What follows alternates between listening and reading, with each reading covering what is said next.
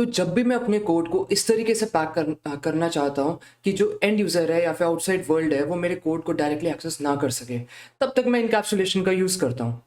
तो आखिर इनकैप्सुलेशन को इम्प्लीमेंट कैसे करते हैं और इनकैप्सुलेशन और एब्स्ट्रैक्शन में फ़र्क क्या है, तो आज की वीडियो में हम लोग यही चीज़ें डिस्कस करेंगे। So hello everyone, welcome back to my channel. मेरा नाम है सक्षम जैन और आज की इस वीडियो के अंदर हम लोग इनकैप्सुलेशन को सीखेंगे, साथ ही साथ एब्स्ट्रैक्शन और इनकैप्सुलेशन में फ़र्क क्या होता है इस चीज़ को भी डिस्कस करेंगे। तो चलिए स्टार्ट करते हैं। तो पिछली वीडियो में हमने देखा था कि एब्स्ट्रैक्शन क्या होता है और हमने बेसिकली ये भी चीज़ें देखी थी कि और हमने ये भी देखा था कि अगर हम लोग सिंगल अंडरस्कोर का यूज़ करते हैं, अपने एट्रीब्यूट के आगे सिंगल अंडरस्कोर लगाते हैं, तो वो हमारी प्रोटेक्टेड एंटिटी बन जाती है। और अगर हम लोग डबल अंडरस्कोर लगाते हैं तो वो हमारी प्राइवेट एंटिटी बन जाती है। और हमने इनको यूज़ करके भी देखा था, सिंगल अंडरस्कोर के साथ भी, डबल अंडरस्कोर के साथ भी, अब बिना इनको लगाए भी हमने देखा था कि हमारा जो ऑब्जेक्ट है वो वर्क कैसे करता है। आज की वीडियो के अंदर हम लोग थोड़ा एडवांस पोर्शन में बढ़ेंगे जो कि है इनकैप्सुलेशन का।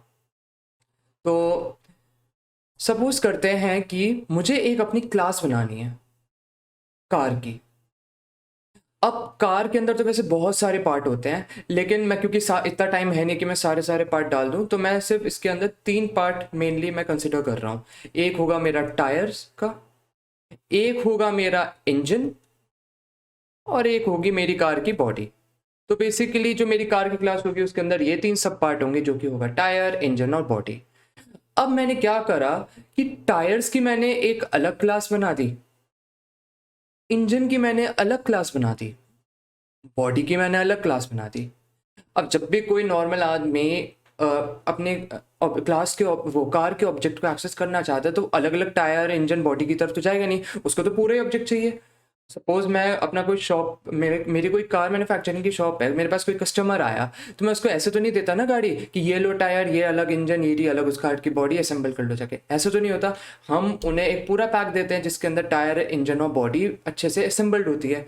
तो उसी तरह मैंने क्या करा कि मैंने एक टायर की अलग क्लास बनाई। मतलब कि एक अलग मैन्युफैक्चरर होगा जिसने टायर बनाया, एक अलग मैन्युफैक्चरर होगा इंजन का, एक अलग मैन्युफैक्चरर होगा जिसने बॉडी बनाई, और मेरी कंपनी जो गाड़ी की है उसने क्या करा, इन सारी चीज़ों को असेंबल करके कार बना दी, जो कि एंड यूज़र को हमने दे दिया। तो बेसिकली यहाँ पे भी हम लोग क्या कर रहे हैं कि मैंने एक टायर की अलग क्लास बनाई, इंजन की अलग क्लास बनाई और बॉडी की अलग क्लास बनाई। फिर मैंने एक कार की अलग क्लास बनाई जिसके अंदर मैंने टायर, इंजन और बॉडी की क्लास को मैंने साथ में डाल दिया। बेसिकली क्लास को नहीं डाला मैंने, टायर, इंजन और बॉडी के ऑब्जेक्ट को मैंने डाल दिया। अब चलिए इम्प्लीमेंट करके देखते हैं। सो सबसे पहले मैंने बनाया है एक टायर की क्लास। तो अगर टायर की क्लास को हम लोग देखें तो मैंने इसके अंदर सबसे पहले तो इनिट मेथड डाला है जिसके अंदर मैं 3 एट्रीब्यूट ले रहा हूँ, एक ब्रांच, बिल्टेड बायस और ऑप्टिमम प्रेशर का। आप कुछ भी ले सकते हो, बेसिकली टायर में तो यही 3 चीज़ें मैटर करती है, तो यही 3 चीज़ें मैंने डाल दी हैं। इसके बाद मैंने एक str मैंने मेथड का यूज़ करा है, जो कि क्या करेगा, जब मैं अपने ऑब्जेक्ट को कॉल करूँगा तो ये प्रिंट कर देगा कि ब्रांच, टायर की ब्रांच कौन सी है और इसका बेल्टेड बायस कौन सा है, ऑप्टिमम प्रेशर क्या है, ये सारी चीज़ों को वो प्रिंट कर देगा।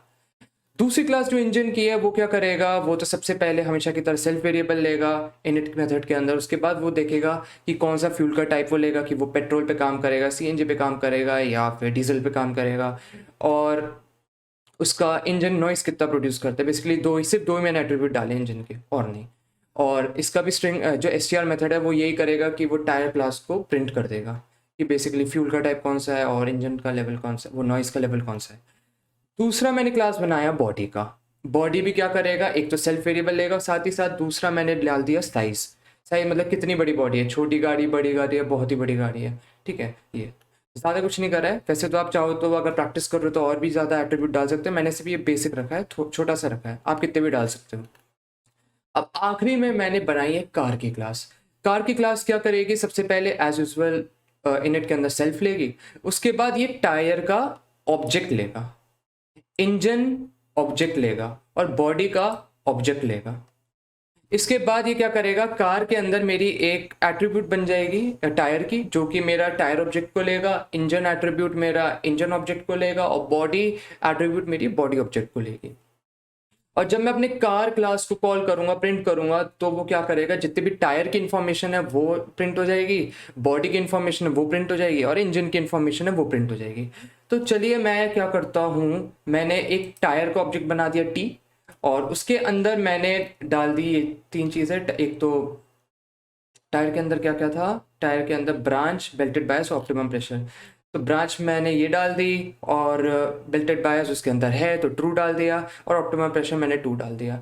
इंजन मेरा फ्यूल कौन सा लेता है, डीजल, और इसका नॉइस लेवल 3 है, 2 कुछ भी डाल दो।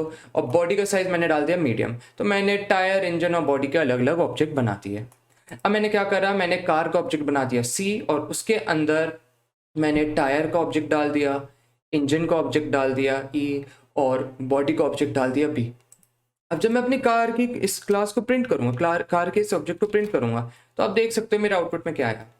मैंने यहाँ डाल रखा था ना कि टायर की सारी इन्फॉर्मेशन प्रिंट हो जाए, इंजन की सारी इन्फॉर्मेशन प्रिंट हो जाए, और बॉडी की इन्फॉर्मेशन सारी प्रिंट हो जाए। तो वही हुआ, टायर की सारी इन्फॉर्मेशन प्रिंट हो गई, इंजन की सारी इन्फॉर्मेशन प्रिंट हो गई, और बॉडी की सारी इन्फॉर्मेशन प्रिंट हो गई। मुझे बस क्या करना पड़ा, मैंने एंड यूज़र को गाड़ी दे दी, गाड़ी के अंदर उसने बस अपने हिसाब से टायर टायर इंजन बॉडी उसने डाल दिया, और उसका काम हो गया। लेकिन सपोज करते हैं कि उस यूज़र ने मतलब टायर, इंजन और बॉडी की करेक्ट इन्फॉर्मेशन नहीं डाल दी, उसने टायर की जगह बस एक एट्रीब्यूट डाल दिया रेड, और इंजन में बस एक एट्रीब्यूट डाल दिया पेट्रोल, और जो हमारा कार की बॉडी है वो मैंने डाल दी, सपोज मैंने कुछ नहीं, मीडियम नहीं, मैंने डाल दिया टेस्ला। अब जब मैं प्रिंट करूंगा तो एरर नहीं आएगा। बेसिकली मैंने क्या बोला था यहाँ, मेरा जो कार है वो टायर, इंजन और बॉडी के ऑब्जेक्ट को लेता है। अब मैंने क्या करा है, यहाँ पे ऑब्जेक्ट पूरा पूरा नहीं डाला, मैंने यहाँ पे बस कुछ वेरिएबल, मैंने कुछ स्ट्रिंग डाल दी, तब भी एरर नहीं आएगा, क्योंकि स्ट्रिंग भी तो एक तरीके से ऑब्जेक्ट ही है, कुछ तो मैंने डाला है। तो अब यहाँ पे भी मेरा कार ने प्रिंट कर दिया, एरर नहीं आया। तो यही है बेसिक इनकैप्सुलेशन। एब्स्ट्रैक्शन के अंदर मैं अपने डेटा मेंबर्स को हाइड कर रहा हूँ, इनकैप्सुलेशन के अंदर जो मेरी ऑलरेडी जो मेरा मेसी सा कोड है उसको मैं एक सिंक्रोनाइज फॉर्म में दे रहा हूँ यूज़र को, ताकि उसको मेसी ना लगे, और उसको बस उतने पार्ट से डील करना पड़े जितने से उसे मतलब हो। अब हम लोग देखते हैं कि एब्स्ट्रैक्शन इनकैप्सुलेशन में फ़र्क क्या है, इसको थोड़ा हम लोग डिटेल वे में देखते हैं। तो अब हम लोग देखते हैं कि एब्स्ट्रैक्शन और इनकैप्सुलेशन में फ़र्क क्या क्या होता है। एब्स्ट्रैक्शन के यूसेज की अगर बात करें तो एब्स्ट्रैक्शन को हम लोग तब यूज़ करते हैं जब हमें कोई भी प्रॉब्लम या इशू हमें डिज़ाइन स्टेज पे सॉल्व करनी है। तो it is used for solving problems या फिर कोई इशू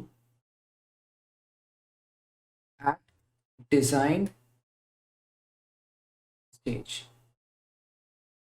जबकि इनकैप्सुलेशन का हम लोग तब यूज़ करते हैं जब हमें इम्प्लीमेंटेशन स्टेज में किसी प्रॉब्लम या इशू को सॉल्व करना है। तो इसका यूज़ करते हैं हम लोग इम्प्लीमेंटेशन स्टेज पे। ओके, अब एब्स्ट्रैक्शन और इनकैप्सुलेशन फोकस कहाँ करते हैं। एब्स्ट्रैक्शन की बात करें तो मेनली ये फोकस करते हैं कि ऑब्जेक्ट अपना जो काम है वो उसे किस तरीके से कर रहा है। सो इसका फोकस होता है what object does instead of how it does it. इसका मेन फोकस होता है कि ऑब्जेक्ट काम क्या कर रहा है, उसे ये फर्क नहीं पड़ता कि ऑब्जेक्ट किस तरह से काम कर रहा है, उसका मेन ऑब्जेक्टिव है कि ऑब्जेक्ट काम क्या कर रहा है। इनकैप्सुलेशन की बात करें तो इसका मेन ऑब्जेक्टिव यही है कि वो जितना भी कोड है उसको रेस्ट ऑफ द वर्ल्ड से और एंड यूजर से हाइड कर सके अच्छे से। तो इसका काम है कि हाइड द कोड, और या फिर कोई भी डेटा हो तो hide the code and data into a single unit into a single unit to secure data from outside world। एक और तरीके से हम लोग कह सकते हैं कि जो मेन इसका फोकस है एब्स्ट्रैक्शन का, तो वो ये है कि जो काम है वो किस तरीके से होना चाहिए और क्या होना चाहिए। तो मेनली इसका फोकस है कि व्हाट शुड बी डन, और इनकैप्सुलेशन का मेन फोकस है कि how it should be application की बात करें तो हम लोग पहले भी डिस्कस कर चुके हैं, एब्स्ट्रैक्शन को हम लोग यूज करते हैं डिजाइन लेवल पे, लेकिन इनकैप्सुलेशन को हम लोग यूज करते हैं इम्प्लीमेंटेशन लेवल पे। तो यही कुछ फर्क है हमारे एब्स्ट्रैक्शन और इनकैप्सुलेशन के, जो हमने आज डिस्कस करे। अगली वीडियो के अंदर हम लोग इनहेरिटेंस को पढ़ेंगे, और इनहेरिटेंस एक बहुत इंपॉर्टेंट टॉपिक है। आज की वीडियो में इतना ही, अगली वीडियो में मिलते हैं, बाय।